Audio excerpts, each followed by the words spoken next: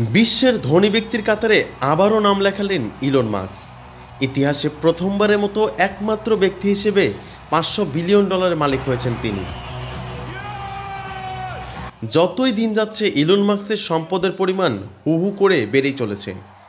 বৈদ্যুতিক গাড়ি নির্মাতা প্রতিষ্ঠান টেসলা এবং অন্যান্য শেয়ার বাজারের দাম বৃদ্ধি পাওয়ায় এই মাইলফলক স্পর্শ করতে সক্ষম হয়েছেন তিনি।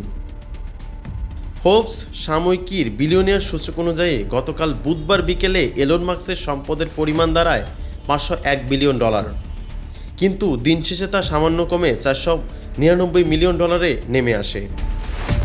টেসলার পাশাপাশি মাস্কের কৃত্রিম বুদ্ধিমত্তা প্রতিষ্ঠান XAI এবং রকেট নির্মাতা প্রতিষ্ঠান স্পেসএক্সের শেয়ার মূল্য সাম্প্রতিক সময়ে বৃদ্ধি পেয়েছে। এজন্যই ধনকুবের হিসেবে মাস্কের অবস্থান আরও সুদীর্ঘ হয়েছে। এসব সফলতাই তাকে বৈশ্বিক প্রতিদ্বন্দ্বী সবার থেকে এগিয়ে দিয়েছে।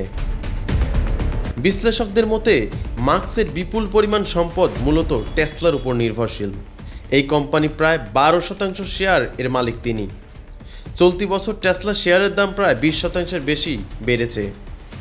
মার্কিন প্রেসিডেন্ট ডোনাল্ড ট্রাম্পের প্রশাসনে যোগ দেওয়ার পর নানা বিরোধ এবং তর্ক বিতর্কের জন্ম দিয়েছিলেন তিনি। অবশেষে ট্রাম্পের কাছ থেকে সরে এসে টেসলার বিকাশে পূর্ণ মনোযোগ ফিরিয়ে আনেন তিনি।